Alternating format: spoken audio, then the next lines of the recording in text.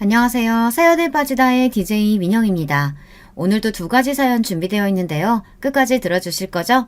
구독과 좋아요 잊지 마시고요. 그럼 오늘의 사연 바로 시작해 볼게요. 안녕하세요. 저는 카페를 운영하고 있는 30대 여성입니다. 고등학생 때부터 카페에서 아르바이트를 할 정도로 커피를 좋아한 저는 바리스타 자격까지 따고는 카페를 열었어요. 동네에서 커피 맛집으로 아름아름 소문이 날 정도랍니다. 남편과 저는 대학 시절 선후배 사이로 만났습니다. 저는 파릇파릇한 새내기였고 남편은 막 군대를 제대하고 민간인이 된 예비역이었어요. 동기들 사이에서 유명한 CC였죠. 남편은 대학을 졸업하고 나서도 취직을 하지 못해 억지 대학원생이 되었지만 저는 졸업하기 전에 이미 도서관에 취직을 했었어요. 주변에서는 남편 같은 똥차를 왜 만나느냐고 헤어지라는 말을 참 많이 하더군요. 조건 좋은 남자들이 얼마나 많은데 남편을 만나고 있느냐고 한숨까지 쉬며 저를 불쌍하게 보는 사람들도 있었죠. 제 자랑을 좀 하자면 저희 학교에서는 저를 모르면 간첩이라는 말이 돌 정도였어요. 제가 과에서 톱을 할 정도로 학업에도 진심이었지만 그 이상으로 외모가 유명했거든요. 고등학교 입학 전까지 발레를 한 덕분이죠. 그러니 주변에서는 저를 말리는 것이 당연하다면 당연했어요. 하지만 여러분도 아시다시피 눈에 콩깍지가 씌어 있는데 그런 소리가 귀에 들어올 리가 있었겠습니까? 사랑에 한창 몸매고 있을 나이였으니 다른 사람들의 충고 따위 귀에 들어오지도 않았죠. 연애를 하는 내내 남편과 좋기만 했던 것은 물론 아니었습니다. 헤어지자는 말이 나올 정도로 무섭게 싸운 적도 있었고 서로의 사고방식을 이해하지 못해서 크게 부딪힌 일도 몇 번 있었습니다. 그중 하나가 바로 옷 입는 스타일 때문이었어요.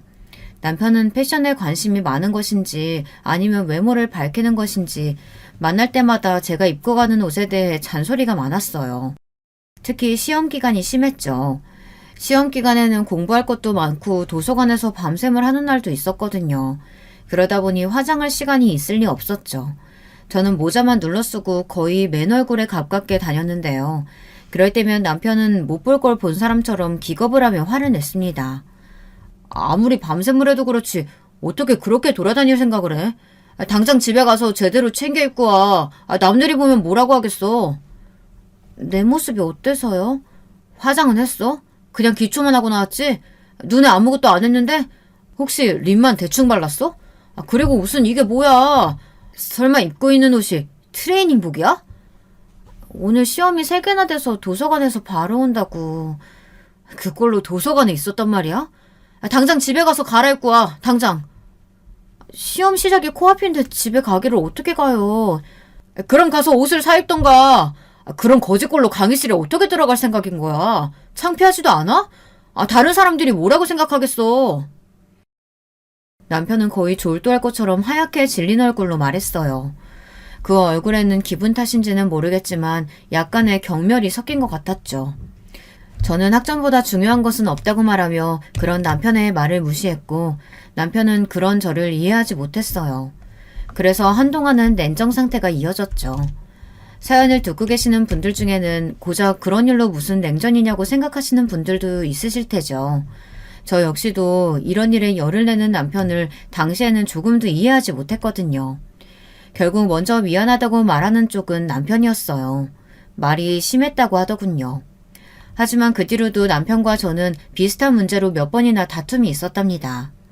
그것만 빼면 남편과 부딪힐 일은 거의 없었고요. 결혼을 결심한 것은 남편이 겨우 취직에 성공하고 난 이후였어요. 대학원에 들어가서 취직은 한참이겠구나 생각했는데 운이 좋았는지 입학하고 얼마 안 있어 취직에 성공했죠. 남편과 저는 양가 어른들께 정식으로 허락을 받기로 했어요. 양가 어른들께서는 아직 나이가 어리다는 말씀을 하시며 좀 더 후에 결혼해도 좋지 않겠냐고 하셨지만 남편과 저는 어차피 할 결혼 일찍 하던 나중에 하던 무슨 상관이겠냐는 입장이었어요. 모아둔 돈이 부족하면 부족한 대로 둘이서 잘 살아보겠다고 말이죠. 결국에는 양가 어른들께서 마지못해 결혼을 허락하셨죠. 결혼을 앞두고 남편은 제게 딱 하나만 부탁을 하자고 했어요. 남편이 정색을 하고 이야기를 꺼내기에 저는 시부모님을 모신다고 하려나 아니면 제가 모르는 남편의 은밀한 취미생활이라도 있어서 그걸 존중해달라는 이야기인가. 아주 혼자서 오만 가지 상상을 하며 긴장은 잔뜩 했죠. 그런데 남편의 입에서 나온 말은 제가 예상했던 것과는 180도 다른 것들이었어요. 전혀 상상하지도 못했던 이야기라 처음에 듣고는 방금 뭐라고 했느냐고 다시 물어보기까지 했답니다. 나는 결혼했다고 여자들이 퍼주는 거 딱 질색이야. 화장도 귀찮다고 맨 얼굴을 다닌다거나 불편하다고 트레이닝복만 챙겨 입는 그런 여자는 되지 말아줘. 지금처럼 예쁜 모습으로 있어달라는 말이야. 그게 무슨 소리예요? 집이잖아요. 집이라면 편하게 있어도 괜찮지 않아요? 그런 생각이 나는 싫다는 말이야. 가족이라고 해서 모든 것을 다 오픈할 필요가 있는 건 아니잖아. 막말로 우리는 법적으로 묶인 것이나 다름없는데 적당한 텐션은 필요하지 않겠어? 앞으로 가족이 됐으니까 서로에게 비밀을 만들지 말자고 하는 게 맞는 거 아니에요? 내가 언제 비밀을 만들자고 했어? 나는 당신이 나를 존중하는 의미로 좀 꾸미고 있으란 말이야. 우리 엄마는 한 번도 아버지한테 매너를 보여준 적이 없거든. 연애할 때는 남편이 잔소리하는 것이 어쩔 수 없다고 생각했어요. 그런데 결혼을 앞두고 이런 이야기를 직접적으로 할 것이라고는 상상하지도 못했죠. 남편은 허리가 고무줄로 된 옷은 절대 입지 말아달라는 말은 물론 몸매 관리를 위해서 운동도 필수라고 하더군요. 건강을 위해서라고 이야기한다면 이해라도 할 텐데 몸매 관리를 위해서라고 하니 좀 어이가 없었어요. 제 얼굴에 그런 표정이 드러난 것인지 남편은 그 이후로도 일장연설을 이어갔어요. 사사건건 시어머니와 비교하며 자신은 그렇게 사는 모습이 너무 보기 좋았다고 말이죠. 저희 시어머니께서는 머리끝부터 발끝까지 빈 곳을 찾을 수 없을 정도로 완벽하신 분이셨어요. 집에 불러서 몇 번 가본 적이 있는데 그때마다 드라마에서나 볼 수 있을 정도로 완벽한 모습을 하고 계셨죠. 처음에는 저를 손님으로 생각하셔서 그런가 보다 했는데 남편의 말을 듣고 보니 그게 아니더라고요. 하지만 저는 좀 생각이 달랐어요. 집이라는 곳은 편하게 마음을 놓을 수 있는 공간이어야 한다고 생각했거든요. 그걸로 신혼 초반부터 참 많이 싸웠던 것 같아요. 남편은 화장하지 않은 제 얼굴을 볼 때마다 화를 냈고 저는 집에서만큼은 쉬게 해줄 수 없느냐고 싸웠죠. 서로 조금의 양보도 없었답니다. 하지만 먼저 백기를 든 것은 저였어요. 시어머니까지 나서서 들들 볶는데 이길 장사가 없더라고요. 그 일을 제외하고 남편과의 사이는 좋았습니다. 남편은 일을 집에 가지고 오는 사람도 아니었고 저와 있는 시간이 중요하다고 말해주는 사람이었어요. 그런데 이상하게도 남편은 아이 이야기가 나오면 말을 돌리면서 피하더라고요. 시댁에서는 하루라도 빨리 아이를 가지라고 하시는데 말이죠. 그때마다 남편은 아이를 좋아하지 않는다고 말하며 이렇게 둘이서 행복하게 사는 것도 좋다고 말했고요. 하루는 제사가 있어서 시댁에 갔다가 아이는 언제 가질 계획이냐고 한바탕 잔소리를 듣고 집으로 돌아오는 길이었어요. 저는 남편에게 넌지시 시부모님들도 손주를 자꾸 원하시는데 아이를 갖는 문제에 대해 진지하게 다시 생각해보는 것이 어떻겠느냐고 물었죠. 남편은 정색을 하면서 어른들이 말씀하시면 그냥 한 귀로 듣고 한 귀로 흘리면 그만이라고 하더군요. 하지만 오늘만 하더라도 어머니께서 얼마나 나를 붙들고 아이 낳아야 한다고 그것도 아들이어야 한다고 강조하셨는지 몰라요. 당신은 우리 닮은 아이가 궁금하지 않아요? 아이 낳는 것이 여자 몸에 얼마나 부담되는데 골반 틀어질 수도 있고 그럼 지금 같은 몸에 유지하는데 얼마나 돈이 들어가겠어.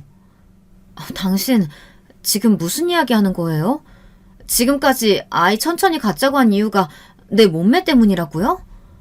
다 당신 생각해서 하는 말이잖아.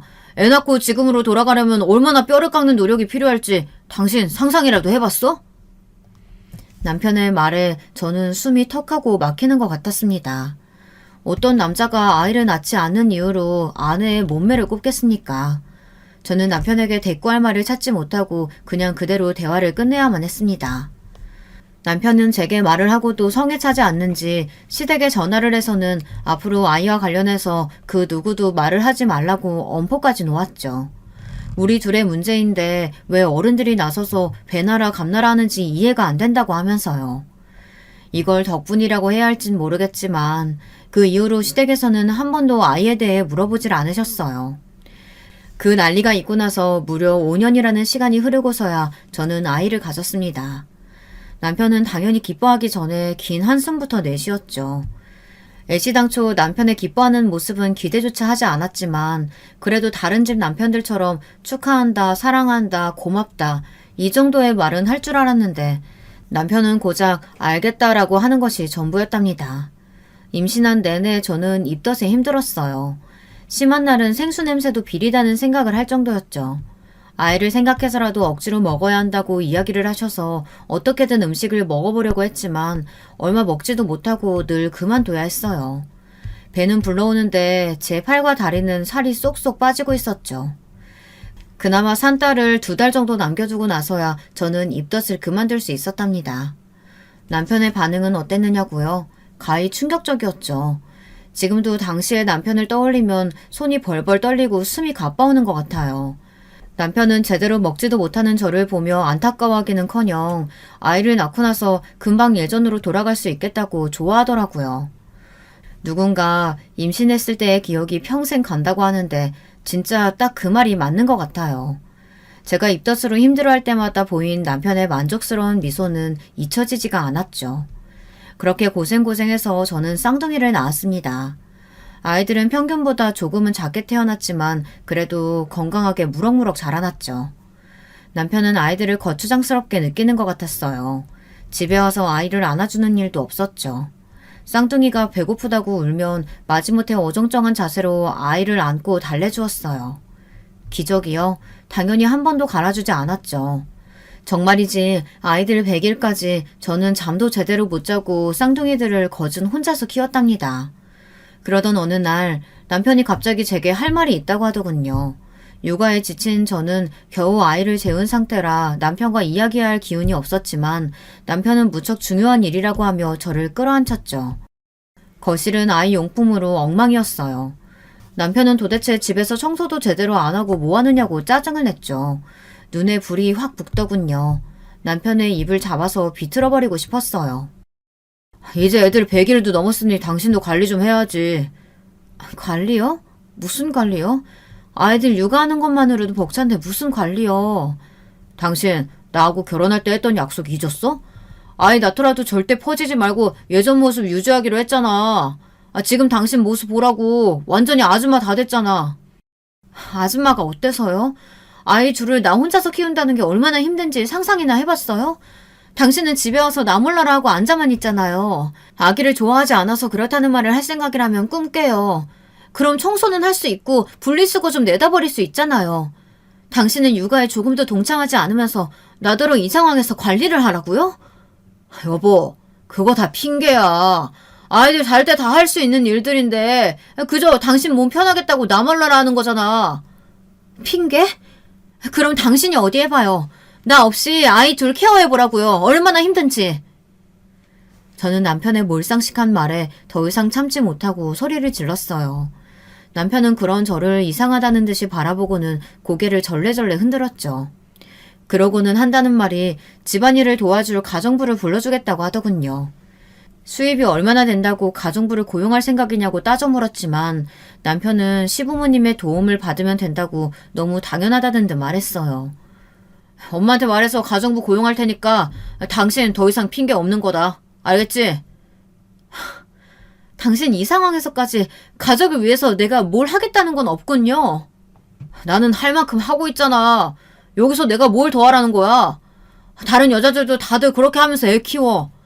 긴 말 필요 없고 앞으로 내가 운동 끊어뒀으니까 가서 운동하고 가정부 오면 식단도 내가 말해줄 테니까 챙겨. 저는 남편의 징글징글한 모습을 보며 이혼을 생각하기도 했습니다. 이런 사람이 아빠라면 분명 우리 쌍둥이들도 불행할 것이라고 말이죠. 하지만 생각을 행동으로 옮기는 것이 쉽지는 않았어요. 다음날부터 시댁에서 구해주신 가정부 아주머니께서 오셨고 운이 좋은 것인지 꼼꼼하게 집안일은 물론 아이들 케어까지 완벽하게 채워주셨죠. 물어보니 아주머니께서도 쌍둥이를 키우셨다고 하더라고요. 독박 육아에서 벗어나자 숨이 쉬어지는 기분이었어요. 남편이 끊어준 운동도 처음에는 남편이 전화로 닥달을 해서 갔었는데 가서 한바탕 땀을 빼고 나니 개운한 마음이 들어 나중에는 즐거운 마음으로 갔습니다. 남편은 당연히 아이 문제에 대해서는 전적으로 저에게 맡겼어요. 저는 복직하면서 아이들을 도서관 옆에 어린이집에 맡겼고 출퇴근을 함께 했죠. 남편과 대화하는 시간도 점점 줄어들기 시작한 것도 이때부터라고 생각해요. 남편도 일이 바쁜지 툭 하면 야근이었죠. 저희 집 식탁이 네 식구로 채워지는 일은 일주일에 손꼽을 정도였답니다. 하루는 쌍둥이들을 양옆에 앉혀두고 이유식을 먹이느라 정신이 없는데 남편이 한마디 하더군요. 당신 요즘 운동은 나가는 거야? 아침에 수영 나가는데 왜요? 아니, 수영 말고 필라테스 같은 운동은 어때? 갑자기 필라테스라니 뜬금없이 무슨 소리예요? 라인이 엉망이잖아. 당신 배 나왔다는 사실 알아? 예전에는 안 그랬잖아. 아랫배가 그렇게 나와서는 엉덩이도 예전 같지 않고. 당신 허리 라인이 무너졌다고. 약속이 다르잖아. 그놈의 약속. 당신은 나더러 뭘 얼마나 더 하라고 그러는데. 내가 연예인도 아니고 도대체 당신은 무슨 생각인지 모르겠어요. 연예인이 별거야? 다 노력을 그만큼 하는 거지. 당신도 좀 노력하라고. 하고 있잖아요. 얼마나를 더 해야 당신 성에 차는데요. 거울을 좀 봐. 당신 지금 어떻게 보이는지. 돼지처럼 뒤룩뒤룩해서는. 남편은 먹던 숟가락을 식탁에 세게 내려놓더니 밥맛 떨어진다며 자리를 박차고 나가버렸죠. 기가 막혔어요. 인간이 저래도 되나 싶었죠. 어리둥절하면서 저를 바라보는 아이들에게 억지 웃음을 지어가며 겨우 식사를 마치고 주방에 우두커니 서서 저는 많은 생각을 했습니다. 이제는 남편의 저런 행동이 집착을 넘어 병으로까지 보이기 시작했어요. 얼마를 그렇게 서 있었는지 문이 곧 열리고 남편이 들어오는 소리가 나더군요. 그제야 정신을 차린 저는 이를 악물고 설거지를 시작했어요. 등 뒤로 남편이 다가오는 소리가 들렸죠. 여보, 미안해. 내가 말이 심했어. 남편은 제게 프리지아 꽃다발을 내밀며 사과를 했어요. 연애 시절부터 지금까지 처음 있는 일이었어요. 남편은 원래 식물을 좋아해서 집에도 곳곳에 화분들이 있었는데요. 그럼에도 불구하고 한 번도 제게 꽃다발을 선물한 적이 없었거든요. 저는 처음 겪는 일이라 당황해서 내밀어진 꽃다발과 남편의 얼굴을 번갈아 보기만 했어요. 남편은 그런 제품에 꽃다발을 안겨주며 자신의 잘못을 용서해달라고 했죠. 자신이 너무 무심했다며 앞으로는 혼자서 힘들지 않도록 노력하겠다고 하면서 말이에요. 제 입장에서는 해가 서쪽에서 뜬다는 말과 전혀 다르지 않을 정도의 충격이었어요. 남편은 정말 많이 생각하고 반성했다고 이번 한 번만 자신을 믿고 넘어가자고 했고 저는 얼떨결에 고개를 끄덕였어요. 남편은 정말 그날 이후로 달라진 모습들을 보여주었어요. 어색한 손길이지만 아이에게 이유식을 먹여주기도 했고 피곤하다고 하면 어깨를 주물어주기도 했죠. 그래서 저는 단 한순간도 남편을 의심해 본 적이 없었어요. 갑자기 잘해주거나 선물을 안기면 남편의 외도를 의심하라고 하는 말이 제게는 해당하지 않는 줄 알았습니다. 저는 남편이 이제야 철이 들었다고 생각했고 이대로 행복한 순간이 이어지기를 바라기만 했답니다. 하지만 저의 이런 착각이 깨지는데 오래 걸리지 않았어요. 하루는 도서관 세미나가 있어 토요일에 출장을 가게 되었어요. 출장이라고 해봤자 2시간 정도 떨어진 지역의 도서관이었죠. 남편도 주말에 미팅이 잡혀 있다고 해서 친정에 아이들을 데려다 두고 일을 하러 갔습니다. 세미나는 생각보다 늦게까지 이어졌어요. 계획보다 늦어진 저는 급한 마음에 서둘러 집으로 향하고 있었죠. 그때였어요.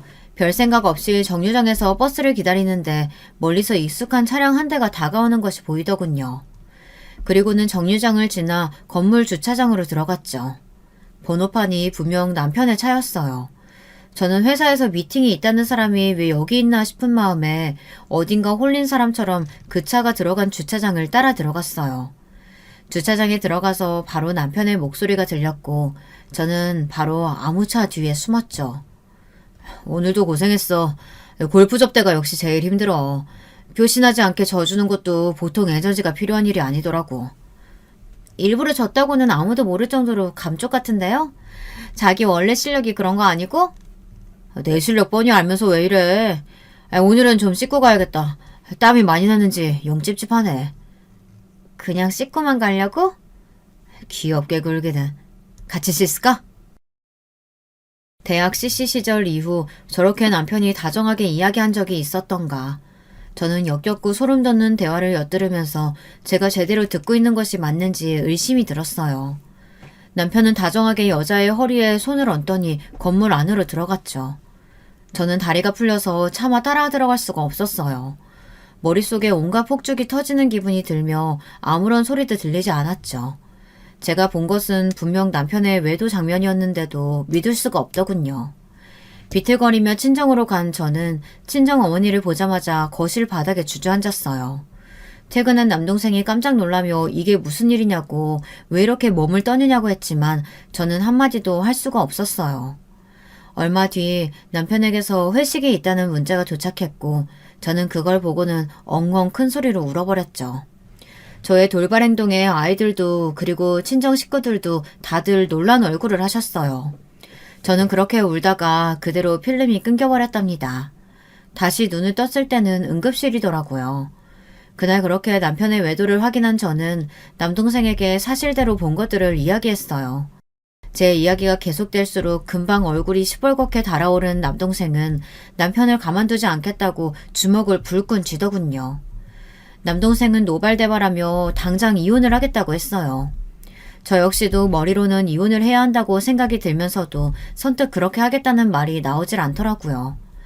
남자들의 대부분이 결혼 생활을 하며 바람을 피운다고 하잖아요. 어쩌면 그냥 지나갈 수 있는 바람일 수도 있지 않을까 바보 같은 생각이 들었거든요. 남동생은 무슨 헛소리냐고 했지만 저는 우선 남편과 이야기를 해보겠다고 했어요. 남편의 외도를 알고 나니 그동안의 남편의 행동들이 다 거짓말처럼 보였어요. 남편으로 아이들 아빠로 노력하는 모습이 다 연기처럼 느껴졌죠. 저는 남동생에게 부탁해 남편의 외도 흔적을 찾아달라고 말했어요. 집안에서는 워낙 감쪽 같으니 밖에서 찾을 수밖에 없었거든요. 얼마 지나지 않아 남편과 그 여자의 진한 애정 행각이 담긴 사진이 제 손에 들어왔습니다. 집 밖이라고 조심성이 사라진 것인지 사진을 찍은 것이 아주 손쉬웠다고 했죠. 대망의 그날 저는 남편에게 사진을 내밀며 여기 찍힌 사람은 누구냐고 물었어요. 남편은 멈칫하더니 뚫어져라 사진을 바라보았죠. 그리고는 바람 빠지는 소리와 함께 몸을 뒤로 한껏 젖히고는 저를 바라보며 어떻게 알았느냐고 묻더군요. 바람 피운 것이 맞기는 하군요. 이 상황에서 당신 어떻게 나한테 이렇게 당당해요? 당신이 알았다고 하니까 말하기 쉬워져서 그렇지. 잘 됐어. 언제 말해야 하나 기회만 보고 있었는데. 뭐라고요? 당신 지금 아이들이나 나한테 미안하다는 생각 전혀 안 들어요? 내가 뭘 미안해야 한다는 소리야? 내가 처음부터 말했지. 결혼하고 나서도 관리하라고. 아이는 필요 없다고. 내 말 무시하고 애 둘이나 낳은 사람은 당신이야. 거기다 퍼지지 말아달라고 그렇게 이야기했는데 눈이 있으면 거울을 좀 보라고. 당신이 어떤 상태인지. 야, 너 말 다 했어? 애는 나 혼자만 드니? 나 혼자 낳았냐고. 지 새끼 나 몰라라 하고 아무것도 안 했으면서 지금 모든 게 다 내 탓이란 말이야? 남편의 변명 같지도 않은 소리에 결국 소리를 지르며 흥분한 것은 제 쪽이었어요. 침착하게 대응하자고 그렇게 다짐했는데 남편의 대꾸에 이성이 날아가는 것 같았죠. 하지만 이어지는 남편의 대답은 상상을 초월할 만큼 더 충격적이었어요. 물론 외도를 했다는 사실만 보면 내 잘못이 맞겠지. 그런데 당신이 날 밖에서 다른 여자 만나게 만들었다니까? 사진을 봐. 당신보다 나이는 한 살 더 많은데 자기 관리가 얼마나 확실한가. 들어갈 때 들어가고 나올 때 나오고 얼마나 완벽해. 남편의 말에 저는 수음이 쉬어지지 않는 것 같았어요. 남편은 너무나도 평안한 모습으로 친권도 다 포기할 테니 이혼하자고 하더군요. 제가 먼저 말해도 시원치 않을 상황에서 남편은 당당하게 말했어요. 남편은 위자료는 줄 수 있지만 양육비는 보내지 않겠다고 말했죠. 자신이 원해서 태어난 아이가 아니니 자신이 양육비를 줄 이유가 없다고 말이에요. 남편은 10년 묵은 채증이 내려갔다는 얼굴로 이야기는 변호사를 통해서 하겠다고 하며 가벼운 발걸음으로 가방을 싸서 나가버렸어요. 그러면서 나머지 짐은 정리해서 보내달라고 하더군요. 남편에게 외도 사실을 추궁하려고 만든 자리였는데 모든 것이 엉망이 되어버렸어요. 저는 그런 남편에게 제대로 된 화도 내지 못하고 끝나고 말았답니다. 남동생이 소개시켜준 변호사는 저의 상황을 듣고는 남편을 향해 온갖 욕설을 다 퍼부었어요. 저는 그런 욕이 있다는 것은 처음 알 정도였죠. 저는 어떻게든 두 사람에게 복수하고 싶다고 말했지만 변호사는 위자료 청구 소송을 하는 것이 가장 좋은 방법이라고 하며 오히려 과한 액션은 제게 불리하다고 하더군요. 제가 할 수 있는 일이 소송이 전부라는 사실에 절망감이 밀려왔어요. 나는 용광로에 떨어진 사람처럼 온몸에 불이 붙어 활활 타고 있는데 바람을 피운 남편과 그 상간녀는 행복하게 제2의 인생을 시작한다는 것이 너무나도 화가 났죠. 저를 잘 알고 있는 남동생은 제발 법의 테두리 안에서 행동해야 한다고 이성적으로 보자고 저를 다독였지만 쉽게 진정이 되지 않았어요. 시댁에서는 남편 편을 들며 위자료를 받고 떨어지라는 식으로 나왔어요. 하지만 돈의 문제가 아니었죠. 저는 어떻게 하면 남편과 상간녀를 제가 있는 지옥으로 끌고 내려올 수 있을까 고민했어요. 남동생이 적극적으로 말렸지만 저는 남편과 상간녀에 대해 알아보기 시작했죠. 상간녀는 미스코리아 출신으로 영어 유치원 선생님이더군요. 우선 저는 남편과 상간녀가 새로 이사한 집을 알아냈어요. 그리고 그 옆집이 빈집이라는 소리를 듣고 바로 계약을 하러 갔죠. 하지만 간발의 차이로 다른 사람이 그 집을 샀다고 하더군요. 저는 급한 마음에 집을 샀다는 사람과 연락해달라고 부탁했어요. 부동산에서는 곤란하다는 입장이라 어쩔 수 없이 발품을 팔아야 했죠. 겨우 만난 그 사람은 제 또래의 남자였어요. 저는 제발 그 집을 제게 되팔 생각은 없느냐고 물었죠. 꼭 그 집이어야만 한다고 하며 원한다면 시세보다 더 쳐줄 수도 있다고 했어요. 하지만 남자는 자신 역시 그 집이 아니면 안 된다고 거절하더군요. 제가 무척 간절한 상황이라고 말하자 머뭇거리던 남자는 자신의 목적을 이루고 나면 집을 팔 테니 그때까지 기다릴 수 있겠느냐고 했죠. 그 기간이 얼마나 될지는 모른다고 하면서요. 그 말을 듣는데 뭔가 이상하다는 느낌이 왔어요. 저는 솔직하게 제 상황을 오픈하고 그 집이 필요한 이유에 대해 말했습니다. 제 이야기를 다 들은 남자는 헛웃음을 지으며 얼굴을 감싸주었어요. 한참을 그렇게 있었을까요? 남자가 믿을 수 없는 이야기를 하더라고요. 억지로 꾸며낸 이야기가 아닌가 싶을 정도의 이야기였죠. 그쪽이 말하는 미스코리아 출신의 영어 유치원 선생님, 그 여자가 제 약혼녀였거든요. 2년 전에 제게 사기치고 사라지기 전까지만 하더라도 말이죠.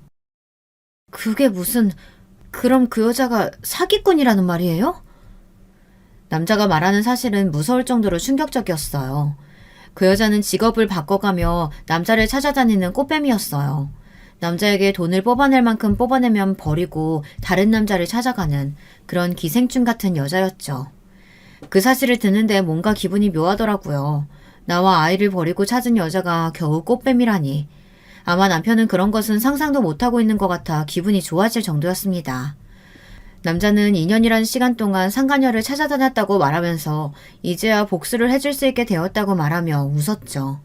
저는 그런 남자의 상황을 너무나도 공감하며 저 역시 같은 상황이라고 말했어요. 그리고 저는 다른 사람들이 알면 미쳤다고 말할 거래를 제안했죠. 바로 저의 재혼 상대가 되어달라고 말이에요. 제 제안에 남자는 눈이 커지며 저를 바라보더군요. 그리고 이내 제가 어떤 의도로 무슨 목적으로 그런 말을 하는지 눈치를 챘어요. 남자는 그런 제 상황에 공감하면서도 쉽게 결단을 내리지는 못하더군요. 하긴 결혼도 하지 않은 총각이 갑자기 호적에 아내가 생기게 되었는데 선뜻 그렇게 하겠다는 사람이 어디 있겠습니까? 저는 금방 농담이라고 말하고는 자리에서 일어나려고 하는데 남자가 그렇게 하자고 하더군요. 저 여자 때문에 나는 전부를 잃었어요. 안 그래도 몸 약한 어머니는 충격을 받아 쓰러지셨다가 더 이상 일어나지 못하셨죠. 내 주변 사람들에게까지 마술을 뻗은 저 여자 때문에 다니던 회사도 그만뒀고 빚쟁이들에게 쫓겨 살아야만 했어요. 그런 시간들에 비하면 결혼이야 아무것도 아니죠. 남자의 사연을 들은 저는 그냥 없었던 일로 하자고 했지만 이번에는 남자 쪽에서 더 적극적으로 나오더군요. 그 여자에게 고통을 줄 수만 있다면 뭐든 다 하겠다고 말이죠. 결국 저희는 전략적 결혼에 합의하면서 호적은 손대지 않기로 했어요. 남자를 저희 가족에게 소개시키자 다들 제가 미쳤다고 생각했어요. 이혼한 지 얼마 되지도 않았는데 갑자기 결혼을 하겠다고 했으니 당연히 저를 믿지 못하셨죠. 하지만 남자는 원래 천성이 그런지 아니면 복수를 위해 이를 갈았기 때문인지 모르지만 금방 저희 가족들 마음을 사로잡았어요. 그뿐만이 아니었죠. 쌍둥이들에게 얼마나 잘하는지 급기야 아이들 입에서 아빠 소리까지 나오게 하더군요.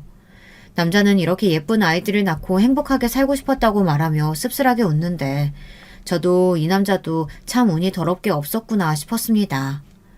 저희의 복수는 남편과 상간녀가 살고 있는 옆집으로 이사가면서 시작되었어요. 저는 변호사를 통해 상간녀에게 위자료 청구 소송을 준비하고 있었죠. 옆집으로 이사를 한 뒤 남편이나 상간녀를 직접 만나는 기회는 잘 없었어요. 저희가 일부러 피하기도 했지만 두 사람 역시 주말에 집에 잘 없더라고요. 이사한 지 보름 만에 남편과 상간녀가 집에 있다는 것을 확인한 저는 옆집에서 인사 왔다고 하며 떡을 가지고 방문했죠. 문이 열리고 저를 본 남편과 상간녀의 표정을 사진으로 담아두고 싶을 만큼 괴상한 얼굴을 하고 있었어요. 남편은 더듬거리며 여기는 어떻게 왔느냐고 소리를 질렀고 상간녀는 스토커냐며 신고를 하겠다고 했죠. 제 앞에서 이혼 이야기를 하며 당당하던 그 사람은 어디 가고 공포에 질린 모습이란 웃음이 저절로 나왔습니다. 저는 어깨를 으쓱하며 전혀 몰랐다는 말투로 대답했어요. 당신이 여기 살고 있는지는 나도 몰랐네. 우리 그이가 여기에 신혼살림 시작하자고 해서 그냥 따라왔거든. 당신이 있는 줄 알았으면 안 오는 건데. 그이? 당신 결혼했어? 언제? 이혼한 지 얼마나 됐다고 결혼을 해, 당신이?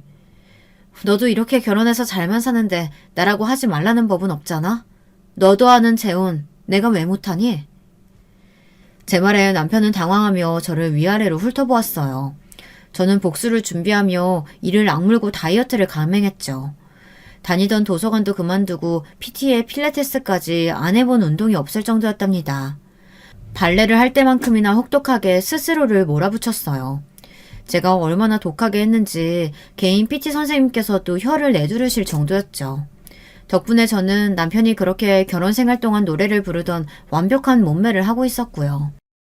상간녀를 앞에 두고도 제 몸을 훑어보는 남편을 보며 저는 벌레가 기어가는 기분이 들었지만 모르는 척하고 이렇게 된 거 서로 적당히 몸 살아가면서 지내보자고 말하고는 그 집을 나왔습니다. 그렇게 마주한 뒤로 저는 한동안 남편을 피해 다녔어요. 재혼한 남자도 상간녀와는 아직 마주할 단계가 아니라 조심했죠. 저는 남편이 건물 지하의 수영장과 헬스장을 이용한다는 것을 알아내고는 그 시간에 맞춰 운동을 갔어요.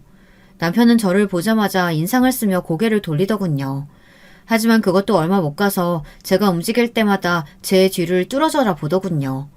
계획대로 흘러가고는 있었지만 기분이 더러운 것은 어쩔 수 없었어요.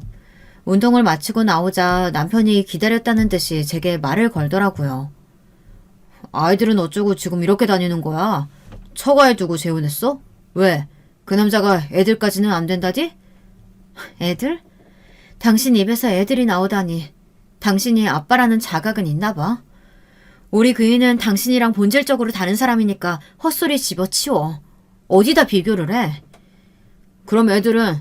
내가 애들 소리 들은 적이 없는데 애들은 어디 갔냐고. 너는 엄마라는 인간이 애들은 나 몰라라 하고 이렇게 남자에 미쳐도 되는 거야? 내가 너니? 우리 집에서 애들 소리가 나든 말든 무슨 상관인데. 뭐야, 엿듣고 있었어? 너 이러는 거 그 여자는 알고 있니? 남편은 제 말에 꿀먹은 벙어리처럼 입을 다물었죠. 그때였어요.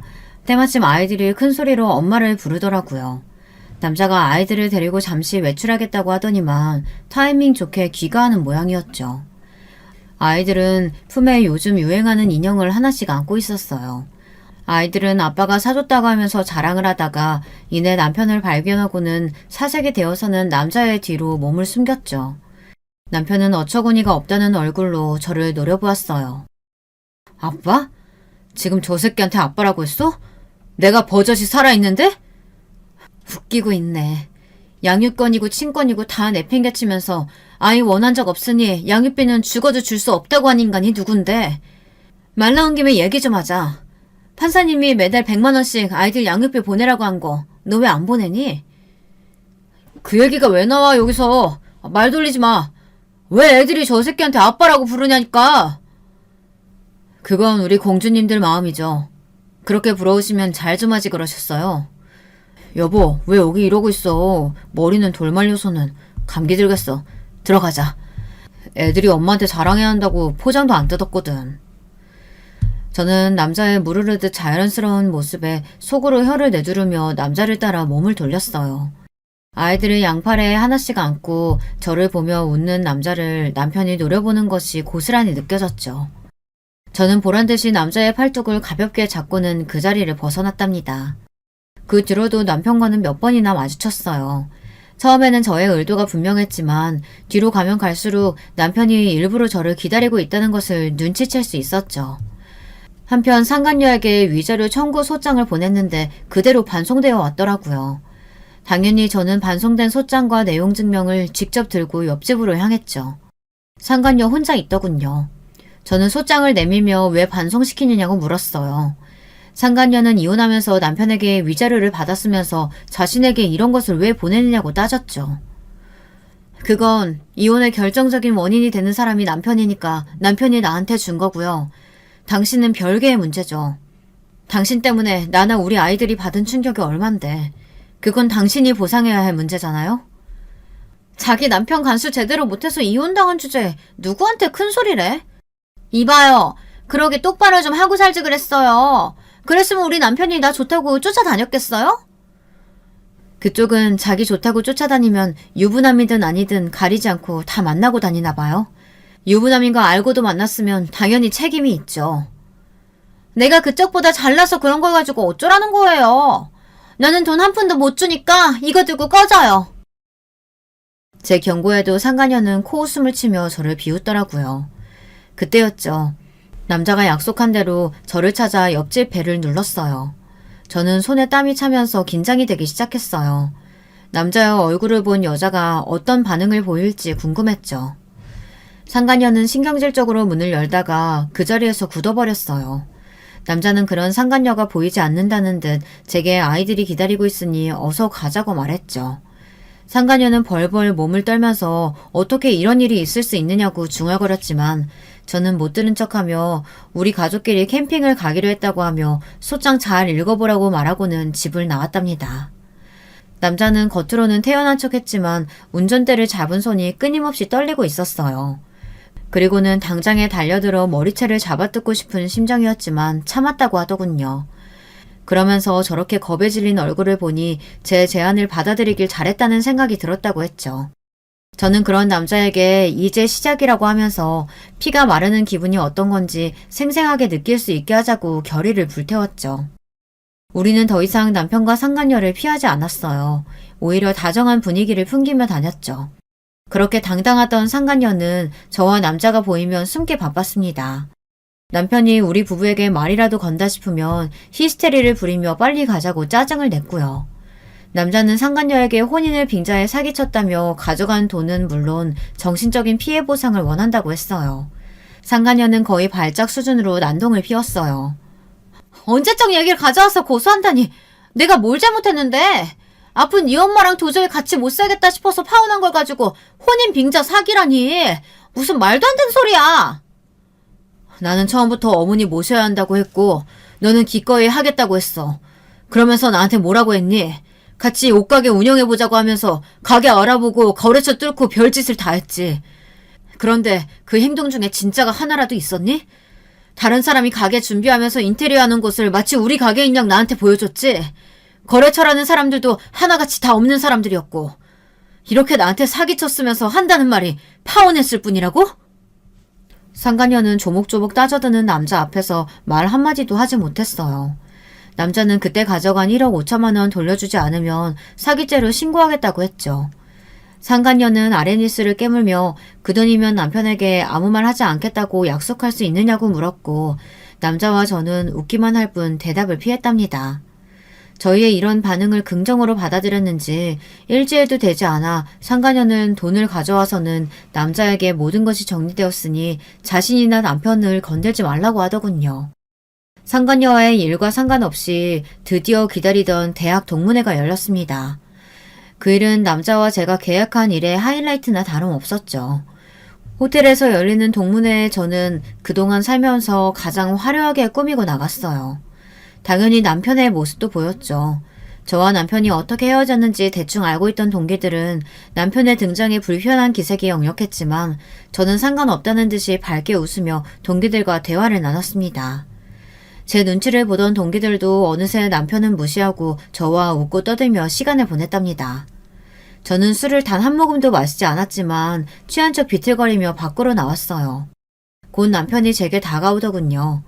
오픈숄더를 입고 있던 제 어깨를 더러운 손가락으로 훑으며 많이 취했냐고 물었죠. 저는 술에 취한 척 비틀거리며 남편의 손길을 피하고는 할 말이 있느냐고 물었어요. 너 오늘 진짜 예쁘구나. 대학 시절 우리과 킹카로 꼽혔을 때보다 지금이 더 예쁜 것 같아. 미스코리아 나갈 정도의 미모의 와이프를 두고 할 말은 아니지. 미스코리아가 대수야. 당신이 지금 내가 반했던 그때 그 모습 그대로야. 남편이 끈적거리는 말투로 다가오는데 정말이지 먹은 것도 없는데 속에 있는 것을 다 개어내고 싶을 정도로 역겨웠지만 저는 비틀거리며 이만 집에 가야겠다고 말했어요. 남편은 너무 취했다고 하며 잠깐 쉬었다 가는 것이 어떻겠느냐고 하며 룸으로 가자고 하더군요. 처음부터 그럴 계획이었겠죠. 저는 거절하며 남편을 밀쳤지만 더 가까이 다가오면서 잠깐 술만 깨자고 하더라고요. 당신 와이프가 알면 어쩌려고 이러는 거야. 됐어. 택시 타고 가면 되니까 이거 놔. 이렇게 취해서 택시는 위험하지. 잠깐 룸에서 술 깨면 내가 데려다 줄게. 어차피 방향이 같잖아. 그리고 와이프가 알면 좀 어때? 그 여자 머리 나빠서 내가 하는 말은 다 믿으니까 괜찮아. 진짜 굴빈 여자랑 산다는 게 정말 피곤하더라. 당신이랑 비교하니까. 아휴. 자기 와이프 욕을 서슴없이 하는 남편을 보며 진짜 상간녀도 불쌍한 인간이다 싶더라고요. 저는 비틀거리는 척하며 온 힘을 다해 신고 있던 힐로 남편의 발등을 찍었어요. 숨을 삼키며 소리도 못 지르는 남편을 보고 있자니 기분이 좋다 못해 날아갈 것 같았죠. 저는 1층 로비로 내려가는 동안 무려 5번이나 남편의 발등을 밟았습니다. 아마 발등에 금이 가지 않을까 싶을 정도로 말이죠. 로비로 내려오니 약속한 대로 저를 기다리고 있던 남자가 성큼성큼 다가와서는 저를 부축했어요. 남편은 닥쳤던 개처럼 멍하게 당할 수밖에 없었고요. 남자는 저를 챙겨준 것은 고맙지만 헤어진 사이에 불필요하게 가깝게 지내지는 말았으면 한다고 하곤 저를 데리고 호텔을 빠져나왔답니다. 차에 도착한 저는 숨겨둔 녹음기를 꺼내고는 한참을 웃었어요. 좀 더 세게 발을 밟아줄 걸 그랬나 하면서 말이죠. 녹음된 내용을 들은 남자는 상간녀에게 보내면 되겠다고 하며 같이 웃었죠. 다음날 저는 약간 손을 본 녹음 파일이 담긴 USB를 상간녀에게 보냈어요. 바로 반응이 오더군요. 상간녀는 건물이 떠나가라 소리를 지르며 그동안 자신을 그렇게 생각해왔냐고 난리도 아니었죠. 남편은 저와의 대화가 고스란히 담긴 녹음 파일 때문에 이도저도 하지 못하고 있었죠. 상간녀는 위자료 각오하라고 하며 당장이라도 이혼할 것처럼 굴었습니다. 저와 남자는 이때를 놓치지 않고 이번에는 남편에게 내용 증명을 보냈어요. 상간녀가 남자의 돈을 갚기는 했지만 그건 어디까지나 원금이었잖아요. 위자료도 같이 청구했는데 위자료는 쏙 빼고 사귄 친 돈만 갚았으니 남은 돈도 당연히 받아낼 생각이었죠. 물론 수신자는 상간녀였지만 우리의 목적은 남편이 상간녀의 과거를 아는 것이었거든요. 상간녀와 남편의 입장이 단숨에 역전되었죠. 남편은 꽃뱀이라고 상간녀를 몰아갔고 상간녀는 누가 누구에게 손가락질이냐며 맞서 싸우기 시작했어요. 두 사람이 어찌나 큰 소리로 싸우는지 건물에서는 상간녀와 남편에 대해 모르는 사람이 없었답니다. 남자는 이쯤에서 이사를 가는 것이 좋겠다고 했어요. 더 가까이에서 구경하고 싶은 마음은 굴뚝 같았지만 여기 더 있다가는 우리가 오히려 꼬투리를 잡힐 수도 있었거든요. 이사를 가면서 저와 남자는 처음 이야기한 대로 각자의 길을 가자고 이야기했죠. 남자는 돌아가신 어머니께서 사셨던 집을 수리해 농사를 짓고 살겠다고 말했어요. 저는 친정으로 돌아가는 대신 작은 아파트를 얻었고요. 제 복수는 여기가 끝이 아니었거든요. 저는 상간녀가 일하는 직장으로 찾아가 위자료 소장을 내밀었어요. 남편과 사이가 틀어지면서 스트레스를 많이 받았는지 얼굴이 홀쭉해졌더라고요. 저를 본 상간녀는 이 모든 것이 저와 남자의 계획이었냐고 물었어요. 저는 무슨 이야기를 하는지 전혀 모르겠다는 얼굴로 바라보았죠. 다 꾸민 일이지? 피 말려 죽일 생각으로 말이야. 내가 가만히 있을 것 같아? 당장 싹 다 깜빵에 쳐넣을 거야. 알겠어? 해봐. 내가 뭘 잘못했는데? 재혼이 문제야? 아니면 동문회에 나간 거? 너한테 위자료 청구한 게 잘못인가? 내가 뭘 잘못했는데? 제 말에 상간녀는 입만 벙긋거릴 뿐이었죠. 그도 그럴 것이 저는 법을 어긴 것이 없었거든요. 저는 원장을 포함한 다른 선생님들이 보는 앞에서 큰 소리로 말했어요. 그러게 내 남편이랑 바람났으면 위자료를 제대로 줬어야지. 나 몰라라 하고 질질 끄니까 내가 여기까지 오잖아. 너 지금 여기가 어디라고? 우리 아이들이랑 내 정신적 피해 보상 끝까지 받아낼 테니까 도마칠 생각은 그만두는 게 좋을 거야. 알겠어? 저는 상간녀 보란듯이 어깨를 펴고는 그 자리를 벗어났어요. 그뿐만이 아니었죠. 저는 남편의 회사로도 찾아갔어요. 양육비를 달라고 할 생각이었죠. 그런데 이미 지방으로 자천되어서 회사에 있지도 않더라고요. 나중에 들었는데 그 남자가 남편 회사 게시판에 글을 올리는 바람에 소문이 났더라고요. 저는 아쉬움에 입맛을 다시며 남편의 회사를 나올 수밖에 없었습니다. 대신 저는 양육비를 내놓으라고 남편에게 정기적으로 내용 증명을 보내고 있답니다. 저의 복수는 그것으로 정리되었습니다. 만족스럽지는 않지만 더 이상 이 일을 끌고 가는 것이 어리석은 생각이 들어 그만뒀어요. 여러분들 생각은 어떠세요? 제가 너무 심한 것 같으세요? 여러분들 생각이 궁금하네요. 마지막으로 저와 함께 복수를 함께 해준 그 남자. 지금 저는 그 남자와 진지하게 만남을 이어가고 있습니다. 같이 겪은 일이 있어서 그런지 정이 좀 들더라고요. 아이들도 잘 따라고요. 진짜 부부가 될지는 잘 모르겠습니다. 둘 사이가 어떻게 될지는 앞으로 시간이 해결해주지 않을까요? 여러분, 두 번째 사연 시작하기 전에 좋아요, 구독 꼭 눌러주실 거죠? 그럼 두 번째 사연 바로 시작합니다. 안녕하세요. 저는 서울에 사는 30대 주부입니다. 날도 추운데 사연 유튜브 듣다 보니 자꾸 제 옛날 일이 생각이 나서요.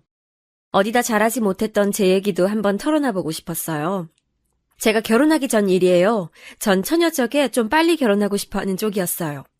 어려서부터 계속 좋은 남자, 멋있는 남자 만나서 다정하고 따뜻한 가정을 꾸리고 싶은 마음이 있었거든요. 저희 집도 스펙이 나름 괜찮은 편이었고 저도 나름 괜찮은 미대 졸업하고서 그림 활동을 하고 있었어요. 물론 그때 당시에 작가로 어디에 이름을 내걸 만큼 엄청나게 뛰어난 화가는 아니었지만요. 전 저희 엄마 아빠가 워낙 다정하게 잘 사셨기 때문에 저도 그렇게 살고 싶은 마음이 있었어요. 그래서 엄마나 아빠가 여기저기 선자리도 많이 알아봐 주셨어요. 사실 제가 그렇게 인맥이 넓은 편은 아니고 친한 친구들만 깊이 친한 타입이라서 사람을 폭넓게 사귀진 못했거든요. 그래서 남자친구를 많이 사귀진 못했고 대신 졸업 후에 부모님의 인맥으로 여기저기서 소개를 받아서 만나보곤 했어요. 그런데 소개받아서 만나는 사람 중에 저랑 딱 맞는 사람이 있을 확률이 뭐 얼마나 있겠어요? 꽤 많이 만나봤지만 실패도 많이 했어요. 그래서 20대 중반쯤에는 좀 초조해져 있었죠. 졸업 후에 친구들은 취업하거나 화가가 돼서 잘 나가던지 아니면 좋은 집안, 좋은 남편 만나서 시집가서 떵떵거리고 살았거든요. 미대 출신이라 대학 친구들이 거의 다 무척 예뻤고 그래서인지 더 그런 경향이 심했어요. 미영아, 너 아직 소식 없어? 무슨 소식이야, 소식은. 아니, 너 정도 예쁜 애를 왜 남자들이 다 그냥 두지? 진짜 이상하다. 몰라. 지난번에 소개팅한 남자는 자기네 집이랑 우리 집이랑 격이 안 맞는데 재수없어. 뭐래? 대놓고 그런 소리를 한단 말이야? 근데 사실은 우리 집이 좀 애매해서 더 그런 놈들이 나타나는 것 같기도 해. 겉으로 보기엔 그럴싸해 보이는데 사실 알고 보면 그렇게 막 잘 나가진 않으니까. 사실 저희 집은 아빠가 사업을 하시고 엄마가 겉으로나마 교수 타이틀을 가지고 계셨어요. 오빠는 정신과 의사였는데 당시엔 해외 의과대학에 나가서 임시연구원으로 일하고 있었고요. 근데 아빠의 사업은 그냥저냥 중소기업 정도였고 엄마는 지방에 좀 이름 없는 대학 교수 대우 같은 거라서 이름만큼 스펙이 좋지는 않았었죠. 재산도 평균보다야 많았지만 그렇다고 아주 부자라고 하기도 좀 애매했고요. 그래서인지 겉으로만 대충 보고 선부러운 사람들이 나중에 실망하는 경우도 종종 있었어요. 그러던 중에 어느 날 엄마가 저한테 그러시더라고요. 얘 미영아, 이번에 엄마 친구 순자 아줌마 있지? 순자 아줌마가 너 소개해줄 남자 있다고 선 한번 봐보라더라? 순자 아주머니? 그 아주머니면 되게 잘 사시는 분이잖아. 그래, 그래서 믿을 만한 것 같아서 너한테 말하는 거야. 순자도 한 다리 건너 아는 사람이라고 하긴 하던데 그래도 그 남자가 변호사고 집안도 좋다더라. 와, 진짜? 아니, 근데 스펙만 좋으면 안 되는데. 성격도 좋고 다정한 사람이어야 되는데. 아유, 얘, 그거야 만나봐야 아는 거지. 그러다가 막 외모 엄청 깨는 거 아니야? 그렇게 스펙 좋은 사람이 왜 자기가 안 만나고. 그거야 우리가 어찌 알겠니. 한번 만나보기나 해봐. 그래서 저는 선자리를 나가게 됐어요. 사실 선자리도 꽤나 여러 번 봐왔고 이런 식으로 남자를 만나는 것도 많이 해봐서 그리 떨리진 않았죠. 만나기 전에는 뭐 남자가 이렇게 좋다, 집안도 좋다 하는 말도 무척 많이 들었는데 나중에 가서 실망하는 경우도 많았으니까요. 전 그래서 별다른 기대를 하지 않고 가서 앉아 있었어요. 그런데 나타난 남자는 생각보다 너무 괜찮았어요. 겉모습도 키가 제법 큰데다 피부도 하얗고 안경 쓴 모습이 상당히 훈남이더라고요. 게다가 말할 때도 굉장히 예의 바른 편이었고 이야기를 나누다 보니 무척 스마트한 사람이기도 했어요. 미영 씨는 다정한 사람을 좋아한다고 들었어요. 네? 아, 네. 제가 이상형이 다정하고 온화한 사람이어서요. 전 어때 보이세요? 네? 아, 처음이라 잘 모르긴 하겠지만 배려심 깊은 분이신 것 같아요. 남자는 제 대답이 좋다는 듯 웃더라고요. 전 가슴이 두근거렸고 만남이 끝난 후 애프터가 들어왔을 때 당연히 승낙했어요. 그리고 만남을 지속했죠. 거의 석 달 이상 만났을 때 우리는 어느새 사귀고 있었어요. 정식으로 남자친구가 사귀자고 한 적은 없었지만 그 정도야 당연하다는 듯이 패스하고 자연스럽게 사귀는 사이가 된 거였죠. 남자친구는 큰 로펌에 다니는 변호사였고 그래서 엄청나게 바쁠 때도 많아서 제가 로펌 앞에까지 가서 만나는 경우도 많았어요. 하지만 그게 나쁘다거나 하진 않더라고요. 워낙 스펙도 좋은 사람이고 정장 갖춰 입고 나와서 기쁘게 저를 맞이하는 남자친구의 팔짱 끼고 거리를 걷는 것 자체가 무척 즐거운 일이었거든요. 엄마는 제가 선에서 만난 남자와 사귀기 시작하자 엄청나게 관심을 가지고 이것저것 물으시더라고요. 어때? 그 남자. 아, 네 남자친구지 이제? 어떤 것 같아? 순자도 궁금해하더라. 어떻게 진행되고 있는지. 아휴, 뭐 그런 걸 가지고 궁금해하시고 그래. 엄마 친구분들끼리 우리 얘기 막 수다 떨고 그러는 거 아니지? 말은 좀 나오지 뭐. 친구 중에 하나가 소개해줬는데 그럼 그걸 어떡하니? 어차피 이 얘기 나올 수밖에 없지. 그래서 그 남자 어떤데? 다정해. 그리고 변호사라서 나한테 돈도 잘 쓰고 말하는 거 들어보면 아주 단정한 사람이야. 나중에 혹시 결혼하면 내가 너무 게으르고 해퍼서 문제되는 거 아닐까 싶을 정도로 그래. 얘는 남편이 좀 딱 부러지는 스타일이면 마누라는 부드러워도 괜찮아. 둘 다 딱 부러지면 그게 오히려 문제되기도 한다 너. 그런가? 그래. 너랑 너 남자친구랑 참 잘 맞나 보다. 결혼해도 잘 살겠네. 엄마가 너무 신나서 말씀을 하셔서 저는 좀 어이가 없어서 피식 웃었어요. 기르는 강아지를 품에 안고서 엄마한테 타박을 하듯이 말했었죠. 사귄 지 석 달밖에 안 됐는데 무슨 결혼이야, 엄마. 너무 앞서가지 마. 무슨 소리야. 지금 순자가 니네 결혼 언제 하냐고 하던데. 순자 아주머니가? 저는 조금 놀라서 엄마를 봤어요. 아니 사귄 지 석 달인데 벌써 중매해준 분이 결혼을 물어보시다니 좀 이른 것 같았거든요. 그래, 왜 네 남자친구 순자가 한 다리 건너 아는 사람이라고 했잖아. 고향에서 순자가 건너 아는 사람이었는데 그 사람이 네 남자친구 집안을 잘 아는데 그 집안에서 빨리 결혼하라고 그렇게 성화래. 남자는 빨리 결혼해야 안정되는 거라고. 아, 그렇구나. 하긴 부모님들이 결혼하라 말씀하신다고 지난번에 스치듯이 얘기하긴 했어. 아이고 얘 그게 네 남친이 의종 떠본 거겠지. 대놓고 말하기엔 아직 너무 이르니까 말이야. 그런가? 저는 고개를 갸우뚱했어요. 사실 아직 사귄 지 얼마 되지도 않아서 결혼할 시기인가 싶긴 했지만 남자친구는 정말 마음에 들었고 좋았거든요. 제 인생에 이보다 더 좋은 남자를 만날 수 있을까 싶은 느낌이 들긴 했죠. 저는 그 주에 남자친구를 만났어요. 제가 카페에 가서 앉아있는데 밖에서 남자친구가 오는 모습을 보니 정말 너무 근사하더라고요. 전 그 순간 이 사람과 결혼해야겠다는 마음이 굳어졌어요. 남자친구는 마치 저하고 텔레파시라도 통한 것처럼 그날 저한테 결혼하자는 말을 꺼내서 그날 바로 결혼하기로 결정됐어요. 결혼하기로 결정하고선 바로 상견례와 웨딩홀 예약 등 필요한 절차들을 진행하기로 했죠. 남자친구는 정말 일을 잘하고 일처리도 빠른 사람이라서 제가 뭐 손을 댈 게 없었어요. 참, 오빠는 섬세하기도 하고, 어떻게 하다가 여태 결혼을 못한 거예요? 남자친구는 저보다 4살 위였어요. 딱 30이 되는 나이였는데 그때까지 이런 사람이 결혼을 하지 않고 있다가 중매로 저한테 온 게 이상할 지경이었죠.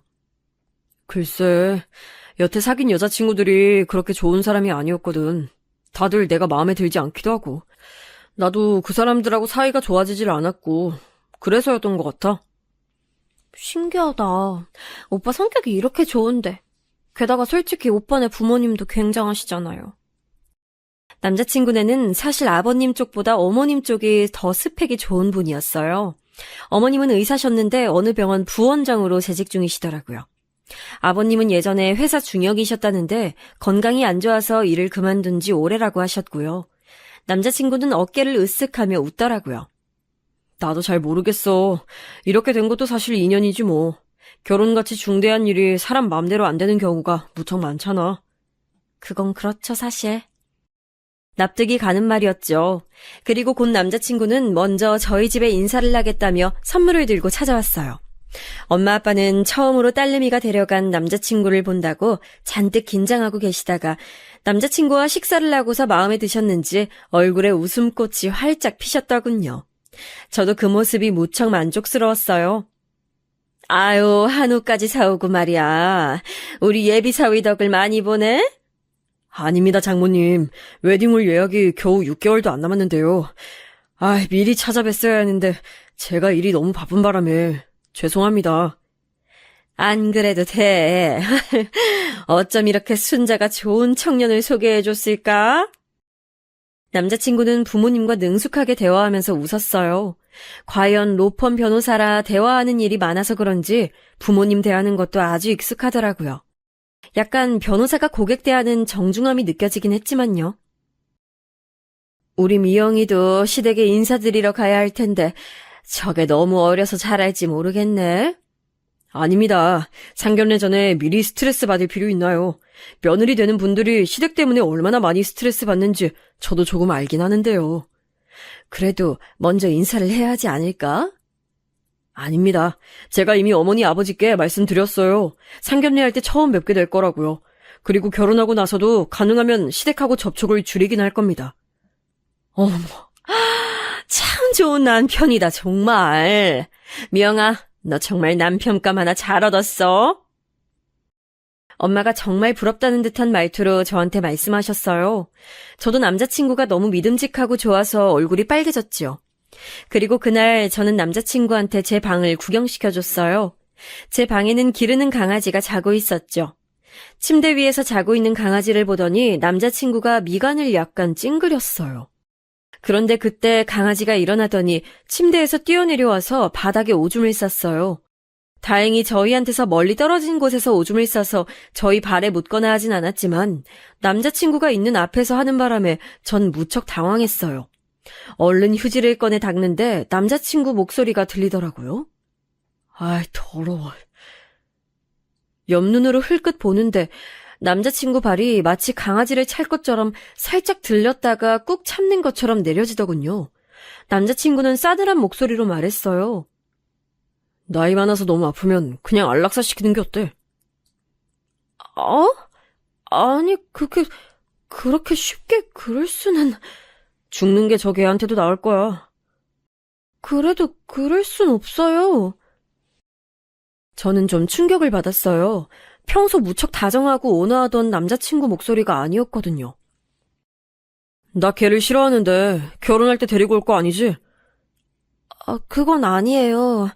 엄마 아빠가 무척 예뻐하셔서. 그나마 다행이네. 남자친구는 얼굴을 잔뜩 찡그리고 있었어요. 그는 제가 쳐다보고 있다는 걸 깨닫곤 표정을 펴더라고요. 나 어릴 때 걔한테 물린 적 있어서 걔를 싫어하거든.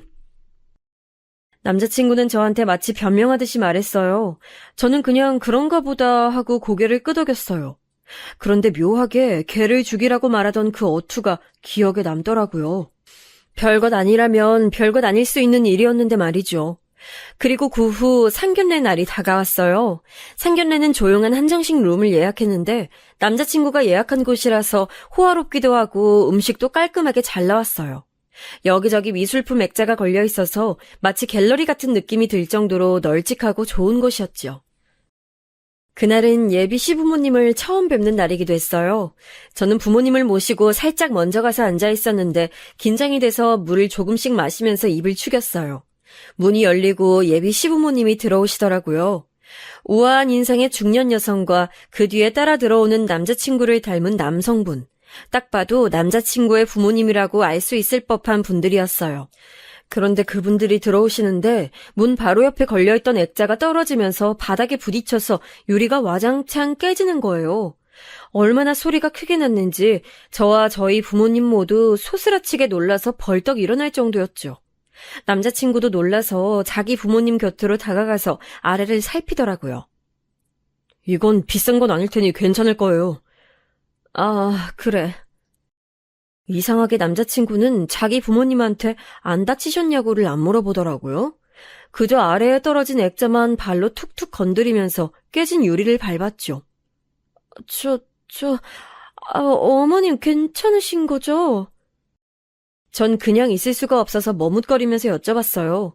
예비 시어머니는 저를 보시더니 부드럽게 웃으시면서 괜찮다고 걱정 말라고 하셨어요. 상냥하네요. 괜찮냐고 물어봐 주기도 하고. 당연하죠, 어머님. 액자야 떨어진 건 어쩔 수 없고 다치지 않는 게 제일 중요하잖아요. 시어머니는 미소를 지으셨지만 어딘가 피곤해 보였어요. 뒤에 서 있던 예비 시아버지는 자기 아내가 다쳤는지 말았는지도 관심을 안 가지고 있더라고요. 인상은 무척 좋고 오히려 남자친구보다도 잘생긴 분이었는데 예비 시어머니하고 묘하게 겉도는 느낌이었어요. 아, 그때 혹시 두 분 사이가 안 좋으신가 하는 생각이 들더라고요. 왜 그런 집안들 많잖아요. 겉으로는 멀쩡해 보이는데 겉으로만 멀쩡하고 안으로는 골물대로 골마서 서로 중내사내하고 싸우고 사는 집이요. 저는 눈치를 보면서 엄마한테도 흘낏 눈으로 말했어요. 엄마도 뭔가 느낀 게 있는지 고개를 살짝 끄덕이시더라고요. 상견례는 평범했어요. 예비 시어머니는 전반적으로 저희 집에 호의적으로 말씀하셨고 무엇보다 아들이 결혼한다는 사실에 굉장히 기뻐하시는 것 같더라고요. 우리 며느리 될 아이한테 오빠가 있다고 들었는데 오늘 그분은... 아, 그 애는 정신과 의사인데 지금 해외 대학에 임시로 나가 있어요. 아마 올해 내로 들어오긴 할 텐데 결혼식에 맞출 수 있을지는 잘 모르겠네요. 안 된다고 해도 들어오라고 해야죠. 아들이 사부인 말을 잘 듣나 보네요. 그럼요. 안 들으면 제가 가만두나요. 좋으시겠어요. 저희 아들은 정말 말 안 듣는데. 아유, 이서방이야 말을 듣고 말고 할 게 뭐 있을까요? 저렇게 훌륭한 청년인데요. 엄마가 진심을 담아서 그렇게 말씀하시는데 시어머니의 얼굴이 묘하게 어두웠어요. 곁에 앉은 예비 시아버지는 저희한테 별 관심도 없으신 것 같고 남자친구는 그저 웃기만 하고 있었고요. 전 아무리 생각해도 이 가족들 사이에 감도는 분위기가 좀 이상하더라고요. 가뜩이나 예비 시부모님이 들어오실 때 액자가 떨어진 게 너무 마음에 걸리는데 이렇게 가족끼리 분위기가 이상하니 더 기분이 좋지 않았어요. 하지만 그렇다고 해서 정말 딱 안 좋은 뭔가가 있진 않아서 트집을 잡기도 어려웠어요. 오늘 만나뵈니 사부인도 사돈 어른도 다 좋은 분 같아서 우리 아이 마음 놓고 시집 보낼 수 있겠어요? 별 말씀을요. 저희 아들도 잘 부탁드립니다. 상견례는 그렇게 아주 부드럽게 잘 끝났어요. 예비 시어머니가 병원 부원장인데다가 남자친구가 유명 로펌 변호사인데도 다른 예단이나 혼수에게는 조금도 하지 않으시는 게 무척 의외긴 했지요. 왜 보통은 집안끼리 차이가 나거나 결혼 당사자끼리 차이가 나면 혼수와 예물을 많이 요구하기도 하잖아요. 집안도 그렇거니와 저와 남자친구도 많이 차이가 났거든요. 저는 미대 졸업 후에 놀고 있는 처지였고 남자친구는 로펌 변호사였고 그런데 시부모님은 이상할 정도로 그런 얘기는 조금도 꺼내지 않으셔서 전 나중에 말씀하시려나 싶었어요. 저희 부모님도 어느 정도 각오는 하고 있다고 말씀하기도 하셨거든요. 그리고 아빠가 운전하시는 차에 타서 돌아가는 길에 엄마가 말을 꺼냈어요. 좋은 분들인 것 같은데, 조금 이상한 느낌 들지 않았어요, 엄마? 그래, 뭔가 딱 짚진 못하겠는데 묘하네. 두 분 사이가 그리 좋진 않으신 것 같지? 그리고 하여튼 뭔가 위화감이 느껴지네. 그래, 게다가 하필이면 그 양반들 들어올 때 액자까지 깨져가지고 더 기분이 이상하네. 하필 말이야. 엄마가 중얼거리셨어요. 아빠는 대화에 끼지 않고 묵묵부답이셨는데 원래도 말수가 적은 분이라서 그러려니 했죠. 그런데 횡단보도에 신호를 받아 멈춰 서 있던 때 순간 차가 들이받쳤어요. 꽤나 세게 들이받쳐서 엄마와 저 아빠까지 모두 억소리를 내면서 앞으로 몸이 쏠렸죠. 쾅 소리가 나면서 차가 앞으로 확 밀려나갈 정도였으니까요. 다행히도 횡단보도에 지나가는 사람이 없었으니 망정이지 아니었다면 사람이 치여서 다칠 수도 있는 상황이었어요. 상당히 심하게 받쳤기 때문에 저희는 한참이나 정신을 못 차리고 뒷목을 주물렀어요. 아빠가 제일 먼저 정신을 차리시고서 바깥으로 나와봤더니 차 뒤가 엄청나게 찌그러졌다고 하시더라고요. 아빠는 그 자리에 서서 보험사와 경찰을 불렀고 덕분에 집으로 돌아가는 길은 한참이나 지체가 됐어요. 뒷차 운전자가 졸음운전을 해서 서 있는 우리 차에 대고 그냥 갖다 박은 거라 우리 과실은 아예 없었다는 게 그나마 다행이긴 했죠. 덕분에 저희는 때 아닌 병원 신세를 졌어요. 엄마 허리가 원래도 안 좋으셨는데 차가 받치는 바람에 더 안 좋아졌고 저도 목이 아프더라고요. 다음날 병원에 가서 나란히 물리치료를 받는데 좀 어처구니가 없었어요. 좀 이상하지 않니?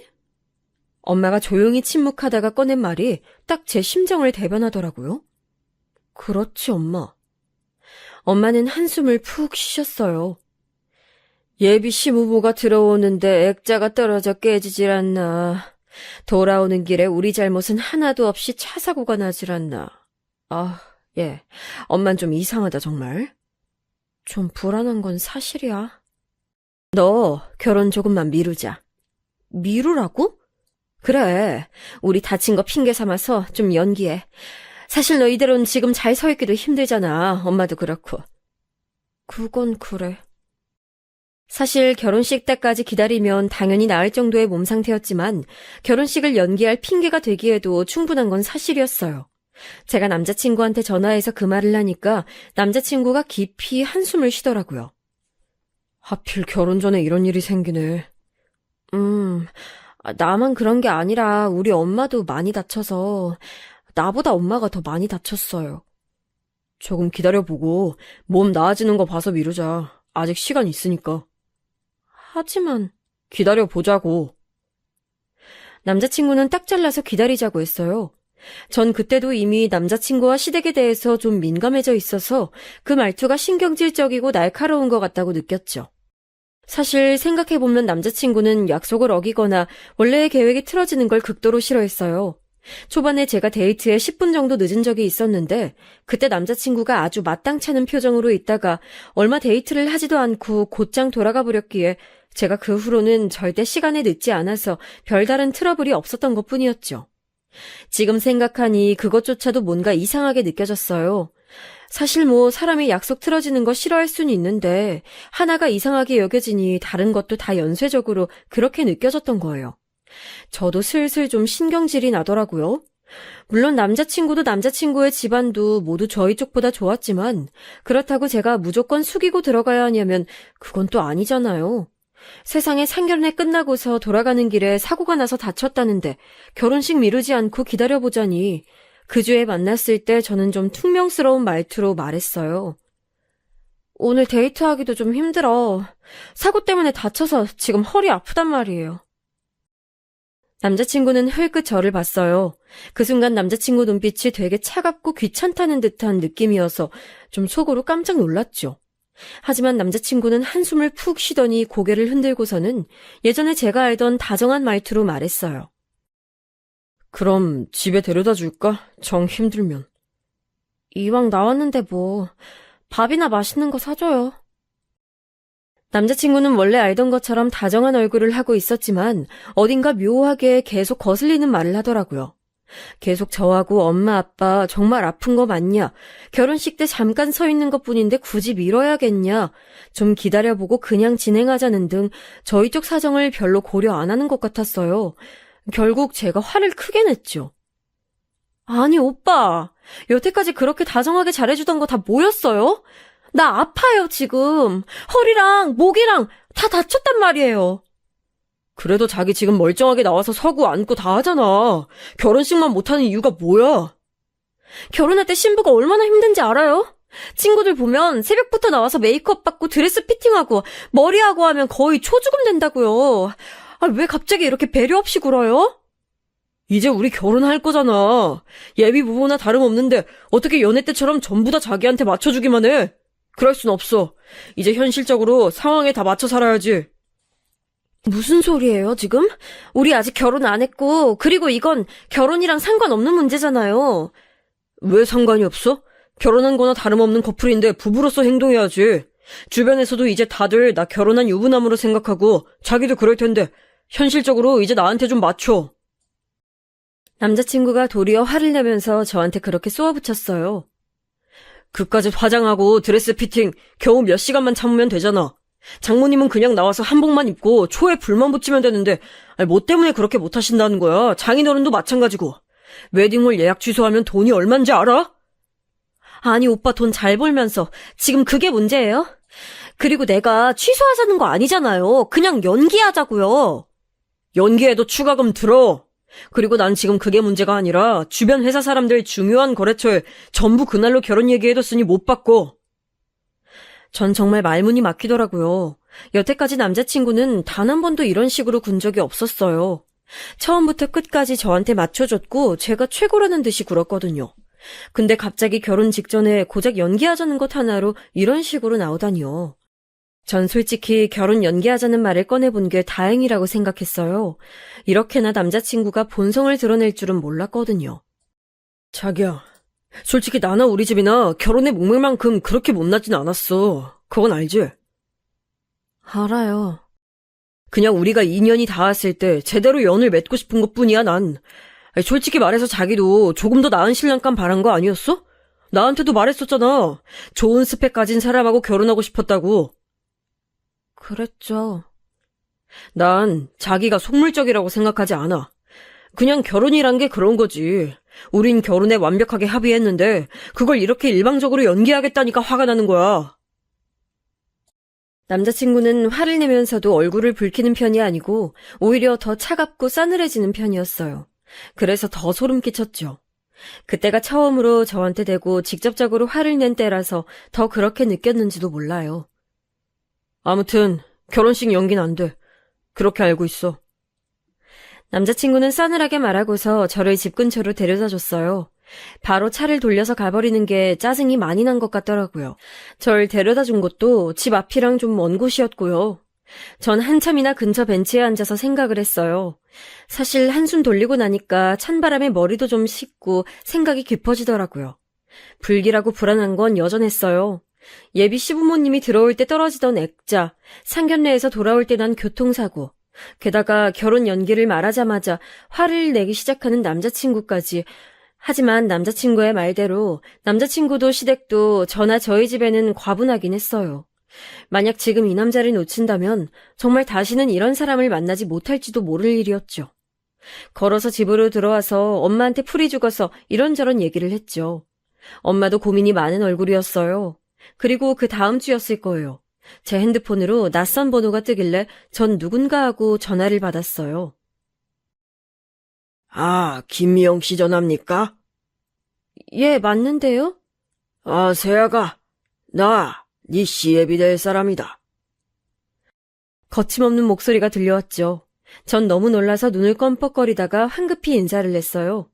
시아버지는 저한테 할 얘기가 있다면서 나오라고 하셨고 전 어버버하다가 나가겠다고 하고선 전화를 끊었어요. 시아버지가 저를 불러낸 곳은 집 근처의 카페였어요. 전 당황해서 뛰쳐나온 터라 옷차림도 엉망이었는데 시아버지는 깔끔한 정장을 입고 있었죠. 마치 영화에서 나온 것처럼 근사한 중년 남성으로 보였어요. 아버님, 어떻게 여기까지 오셨어요? 아, 별건 아니다.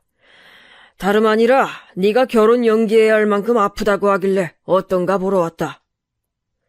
시아버지는 정말 세상 사람 좋게 말씀하셨어요.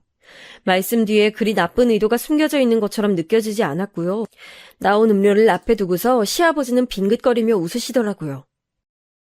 우리 아들이 좀 결혼이 급해서 말이다. 애가 계속 안정된 가정을 꾸리고 싶어 했는데 결혼 연기해야 한다고 하니까 좀 마음이 급한가 봐. 네, 안 그래도 그런 것 같더라고요. 너무 걱정하지 마라. 만약 우리 애가 급하게 굴면 내가 막아줄 테니. 시아버지는 정말 호인이신 것 같았어요. 회사 중역으로 있다가 퇴직하셨다더니 품위도 있으셨죠. 젊을 땐 오히려 남자친구보다도 더 잘생기고 훤칠했을 것 같은 외모였고요. 근데 난 네가 웨딩드레스를 입으면 정말 예쁠 것 같구나. 지금도 예쁘지만 말이다. 별 말씀을요, 아버님. 아니, 정말이다. 아들놈이 운이 좋아. 소개를 받아서 이런 아가씨를 만나다니. 시아버지의 칭찬에 저는 좀 부끄러웠어요. 사실 제가 어려서부터 예쁘다는 말은 상당히 많이 들은 편이었지만 시아버지한테 직접적으로 이런 말을 들으니 더 부끄럽더라고요. 시아버지는 아주 담백하게 말씀하시고는 이런저런 얘기를 하며 대화를 이끌어 가셨어요. 회사에서 오랜 기간 일하신 분답게 무척 능숙한 대화 스킬이었고 어떻게 생각하면 젊을 때 여자들한테 인기 꽤나 있으셨던 게 아닐까 싶을 정도로 매력적이시더라고요. 아, 근데 이번 가을에 내 친구 아들도 결혼한다더구나. 그 애도 우리 애랑 비슷한 나이인데 서로 또래 아들들이 있다 보니까 알게 모르게 친구하고 좀 서로 잘난 척을 했었어. 애들 데리고 말이다. 아, 비슷한 또래 아드님이시구나. 그래. 그런데 여태까지 그 친구 아들이 다행히도 내 아들보단 조금씩 뒤떨어졌었다. 그래서 내가 여태 잘난 척을 꽤 해왔지. 자식 가지고 잘난 척하는 부모 마음 넌 이해 못하겠지만 그래도 이게 거의 본능에 가까운 거란다. 아니에요, 아버님. 저도 이해하죠. 저희 부모님도 정말 계속 그러시는걸요. 저는 고개를 흔들었어요. 사실 이해한다기보다는 부모님들이 그러시는 게 일반적이라는 걸 그냥 아는 것뿐이었죠. 제가 괜찮은 미대를 나온 건 맞지만 그래도 취업이나 데뷔를 한 것도 아닌데 저희 엄마 아빠는 저를 그렇게 자랑스러워하면서 여기저기 자랑하고 다니셨거든요. 시아버지는 허허 웃으시더니 조금 난처한 얼굴이 되셨어요. 그런데 그 친구 아들이 우리 애보다 조금 늦은 계절에 결혼한 줄 알았는데 이번에 연기하면 걔보단 좀 늦어지겠구나 우리 아들이. 아, 네. 평생 그 친구한테 내가 뒤처지는 건 없었는데 말이다. 물론 당연히 아주 가벼운 농담 톤의 말씀이셨어요. 하지만 설득력이 굉장히 있었고 저도 모르게 제가 결혼식을 연기하자고 하는 게 굉장한 잘못인 것처럼 느껴졌죠. 전 다시 한번 그냥 결혼을 해야 하나 생각했어요. 무척 호감 가는 어른인 시아버지가 저렇게 말씀하시는데 이왕 할 결혼 그냥 해버릴까 싶었던 거죠. 다시 고민이 되길래 저는 시아버지께 제가 다시 한번 몸 상태를 보고 말씀드리겠다고 걱정하지 마시라고 했어요. 그랬더니 시아버지는 너무 무리하지 말라며 다정하게 걱정하시고는 돌아가셨어요. 차를 운전해 오셨기 때문에 떠나시는 걸 배웅하고 전 집까지 걸어서 돌아갔죠. 거의 이왕 할 결혼 그냥 하자는 쪽으로 마음이 기울어지고 있었어요. 그런데 집으로 가는 길목에서 코너를 도는데 예상치 않게 자전거가 와서 부딪혔어요. 다행히도 세게 달리던 자전거가 아니라서 크게 다치진 않았지만 전 발목을 접지르면서 넘어졌죠. 아주 심하게 접지른 건 아니었어요. 하지만 역시 아프긴 해서 전 자전거를 타고 오던 아이를 조금 혼내고서 그냥 절뚝거리면서 집으로 돌아왔어요. 그리고 또 다른 불길함이 어른거리기 시작했죠. 이게 세 번째였어요. 전 엄마를 불러다 앉히고서는 오늘 있었던 일에 대해서 시시콜콜 다 얘기를 했어요. 또 자전거랑 부딪혔다는 거지? 역시 엄마도 그게 신경이 쓰이시는지 인상을 찌푸리시더라고요. 저도 다름 아닌 그 부분이 가장 마음에 걸렸어요. 시아버지야 며느리 설득하러 오실 수도 있죠. 아들이 결혼 급하다고 동동거렸을 수도 있고요. 하지만 엄마는 시아버지도 좀 걸리시는 것 같더라고요. 예비 며느리를 누가 그렇게 시아버지 혼자 보러 와? 좀 그렇지 그건. 뭐 어때서 그래? 되게 젠틀하게 나 차 한 잔 사주고 가셨어. 그냥 나 설득하러 오신 것 같더라고. 너 뭔가 그냥 넘어간 것 같은 분위기다? 뭐, 되게 말씀 설득력 있게 잘하시더라고요. 분위기도 너무 좋으시고. 그게 이상하다는 거야. 너 얼마나 너 자신이 고집센지 알긴 알지? 그런 애를 그렇게 설득 한 번에 마음 돌리게 만든다? 좀 쉽지 않은데. 제대로 된 희대의 사업가 아니면 사기꾼일 것 같은데. 엄마는 뭔가 못마땅한 듯 계속 중얼거리셨어요. 전 너무 엄마가 넘겨짚는 것 같아서 그냥 웃어넘겼죠. 사기꾼은 무슨 사기꾼이에요. 그 점잖은 분이. 엄마는 하지만 고개를 저었어요. 나 너희 예비 시아버지 상견례에서 봤을 때부터 관상이 좀 안 좋았어. 뺀질뺀질 해가지고 마누라 등 뒤에서 입만 잘 놀리게 생겼더라고. 너희 시아버지 그렇게 좋은 사람 아닐 거야. 엄마 촉이 그렇게 느껴져. 엄마는 고개를 저었어요. 하지만 전 결혼을 연기하고 싶긴 했지만 어쨌든 하긴 할 거였기 때문에 엄마의 시부모님에 대한 안 좋은 말이 듣기 싫었죠. 전 듣기 싫은 티를 내면서 그런 소리를 하지 말라고 했고 엄마는 제 말을 들은 척도 하지 않으셨어요. 제 고집이 사실 엄마한테서 온 거였거든요. 아무래도 좀 이상해. 내가 순자한테 좀 전화해서 자세하게 좀 알아봐야겠다. 순자 아주머니? 하지만 아주머니도 잘 모르신다며. 건너 소개받은 거라. 그래도 한번 물어봐야지 자세히. 내가 스펙 좋은 거랑 집안 좋은 것 때문에 정신이 팔려서 제대로 물어보지도 않았다.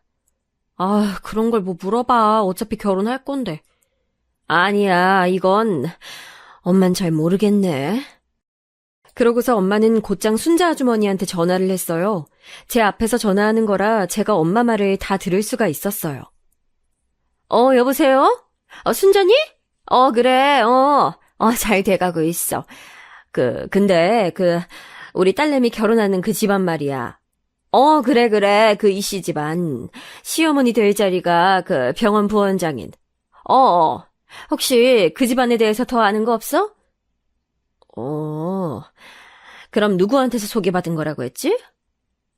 그래, 고향 친구 희영이. 그래. 걔도 또 부탁받은 거라고? 한참이나 얘기가 길어졌어요. 원래 순자 아주머니는 우리 엄마하고 같은 고향 출신인데 엄마는 고향에서 빨리 떠나왔고 순자 아주머니는 계속 오가면서 살고 계셨죠. 그래서 순자 아주머니가 말하는 그 친구를 엄마도 아시는 것 같았어요.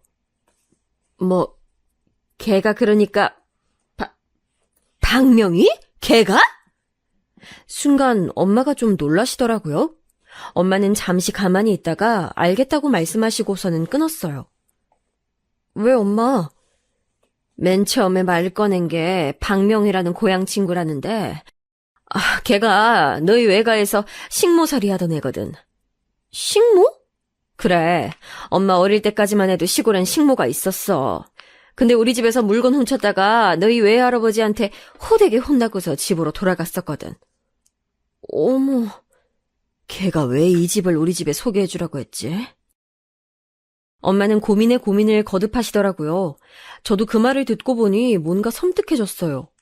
아니, 옛날 옛적 엄마하고 그리 좋지 않은 인연이 있었던 분이 왜 갑자기 우리 집에 남자를 소개해주라고 했을까요? 엄마는 다시 순자 아주머니한테 전화를 하고 고향 친구들에게 전부 전화를 돌리면서 그 박명이라는 분에 대해서 알아보기 시작했어요. 엄마는 옛날 수첩까지 꺼내다 놓고 정말 몇십 년 만에 연락하는 친구한테까지 전화를 했죠. 그러다가 어떤 친구분하고 통화하는데 드디어 실마리를 잡았다고 하시더라고요. 엄마가 말씀해주신 통화 내용이 이랬어요. 너 혹시 명희 기억하니? 박명희. 알지. 걔 우리 동네 빌라 반지하에 사는데. 어머, 그래? 지금 걔 어떻게 사니?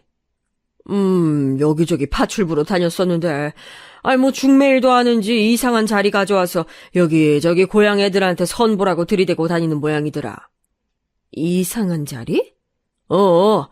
나한테도 결혼 정년기 아들, 딸 없냐고 하고, 좀 곤란한 자리들 가져와서 들이대나봐. 집은 잘 사는데 하자 있는 사람들이 있잖니.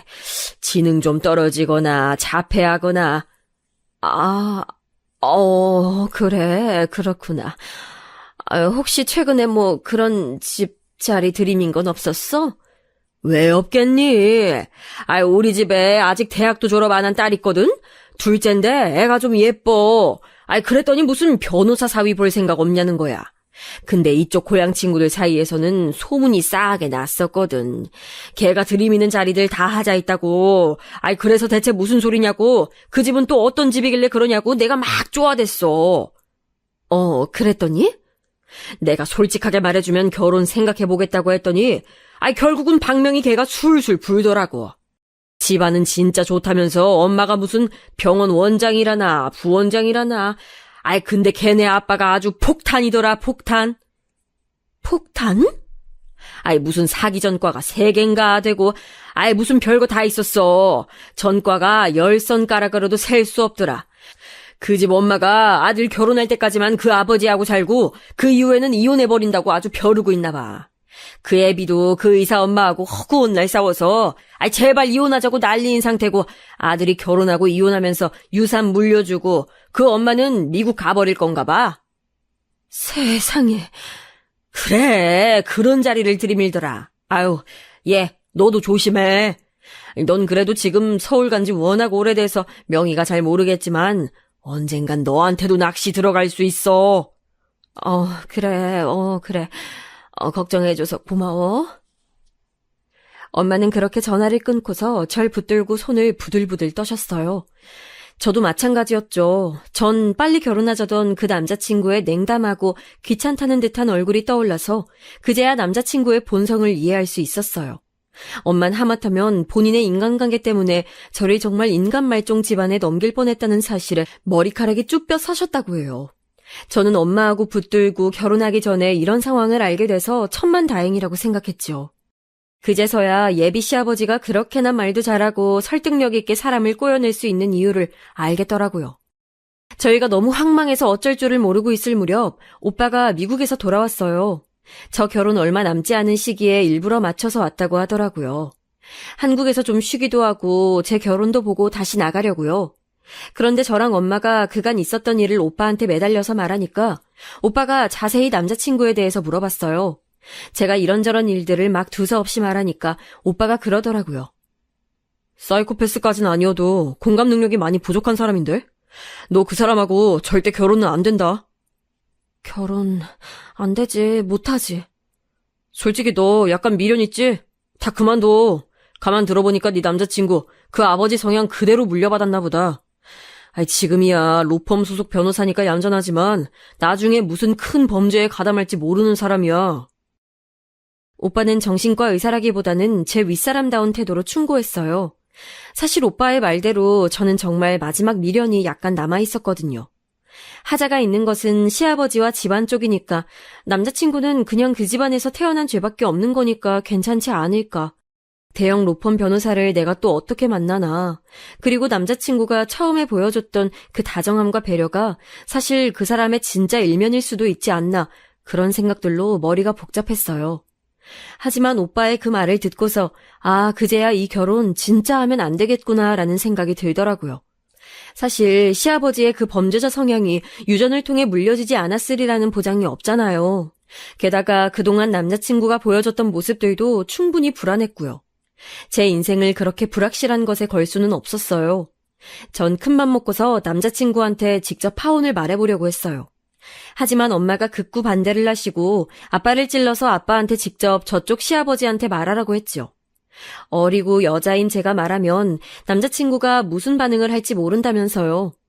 아빠는 저를 데리고 나가서 시아버지에게 남자친구와 함께 잠시 나와주실 수 있냐고 전화로 청했어요. 아빠는 원래 말이 없고 과묵한 편이셨지만 할 말은 확실하게 하시는 편이었죠. 하지만 남자친구는 워낙 바빠서 시아버지와 함께 나오진 못했어요. 죄송합니다만 저희 결혼은 없던 일로 해야겠습니다. 예? 그래도 가장들끼리 말씀드리는 게 나을 것 같아서 제가 직접 말씀드리는 겁니다. 딸아이가 같이 나와서 죄송하다고 인사하고 싶다 하여 같이 나온 것이고요. 아니, 순간 시아버지가 깜짝 놀라더라고요. 그리고 그 다음 순간 낭패와 더불어 그럴 줄 알았다는 듯한 표정이 스쳐 지나갔어요. 전 제가 예민한가 싶었지만 시아버지를 의심할 수밖에 없는 상황이었죠. 왜인지 여쭤봐도 괜찮겠습니까? 집안 문제입니다. 저희 아빠는 간단하게만 대답하셨어요. 그 말은 해석의 여지가 참 많았죠. 언뜻 저희 집안 문제 때문이라는 말로도 들렸고 당신네 집안 문제라는 말로도 들렸어요. 시아버지는 그게 무슨 뜻인지 한참 생각했지만 찔리는 게 있는지 더 이상 묻진 않았어요. 대신 시아버지는 피식 웃더라고요. 예상외로 포기가 빠른 건가 싶었지만 시아버지는 도리어 비웃는 태도였어요. 아이, 또 파혼이네. 시아버지는 커피를 대충 마시고서 잔을 소리나게 내려놨어요. 이거 벌써 3번째 파혼인 거 아쇼? 이번엔 좀 성공하다 했더니만. 죄송하게 됐습니다. 별로 안 죄송하신 것 같은데. 그러네요. 안 죄송합니다. 저희 아빠도 말수가 없다 뿐이지 그리 녹록한 분은 아니시거든요. 시아버지는 어처구니가 없다는 듯이 웃다가 그냥 나가버렸어요. 저를 희생양으로 삼으려고 했는데 그게 실패해버렸으니 더 미련도 없다는 듯한 투였지요. 그리고 다음 날 밤 늦게 갑자기 남자친구한테서 전화가 왔어요. 집 앞으로 나오라는 말을 하고서는 일방적으로 끊어버리더라고요. 전 겁이 났지만 그래도 제가 직접 해결해야 하는 일이니까 용기를 내서 내려갔어요. 오빠가 같이 내려가 주겠다고 했지만 거절하겠다고 했지요. 남자친구는 술이라도 마셨는지 술 냄새도 풍기고 무서운 얼굴을 하고 있더군요. 왜 왔어요? 파혼한다고? 누구 맘대로? 내 맘이야. 너 나한테 미안하지도 않냐? 미안하다니. 내가 왜요? 일방적으로 파혼하는 게 맞는 거야, 이렇게? 아버님, 전과가 화려하시던데요. 남자친구는 이를 갈았지만 곧 벌컥 화를 내며 소리를 질렀어요. 그게 나랑 무슨 상관이야! 전 무서웠지만 그래도 해야 할 말은 해야겠어서 동시에 목소리를 높였지요. 왜 상관이 없어요. 기가 막히게 초반에 나 속여먹었던 거. 그거 다 아버님 닮아서 그런 거잖아요. 그런 사람하고 나 평생 같이 못 살아요. 스펙 좋은 것만 따지던 속물 같은 계집애 주제에 말이 많아! 남자친구가 손을 들었지만 곧 중간에 누군가 끼어들어서 그를 밀쳐버렸어요. 남자친구가 주춤거리면서 밀려나다가 이를 갈았죠. 넌 또 뭐야? 얘 오빠. 오빠가 뒤에 따라 나와서 저를 지켜보고 있다가 끼어든 거였어요. 오빠는 험악한 남자친구의 표정을 보고 뭔가 오해를 막겠다는 투로 급하게 덧붙이더군요. 친오빠. 뭐 사실 저로서도 남매인데 썸씽 있는 사이로 오해받는 건 별로니까요. 전 그보다 절 때리려고 했던 전 남자친구의 행동에 충격을 받았어요. 나 때리려고 했네요? 네가 말을 안 들으니까. 이제 진짜 끝이에요. 너 꺼져! 남자친구는 앞에 오빠 때문에 달려들지도 못하고 씩씩대기만 하다가 돌아서서 가버리더라고요. 전 오빠하고 같이 아파트로 올라와서 방에 처박혀서 한참을 울었어요. 소원대로 좋은 사람과 결혼하는 줄 알았는데 그냥 그렇게 충격적으로 끝나버린 거였죠. 그 후로 전 남자친구한테선 전혀 연락이 없었어요. 마치 아예 있지도 않았던 사람처럼 사라져버렸죠. 뒤늦게 사정을 알게 된 순자 아주머니가 엄마한테 미안하다고 극구 사과를 한 것만 빼면 마치 없었던 일 같았어요.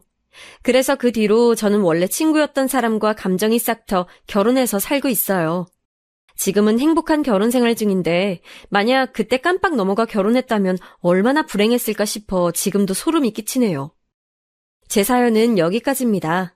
즐겁게 들으셨기를 바랄게요.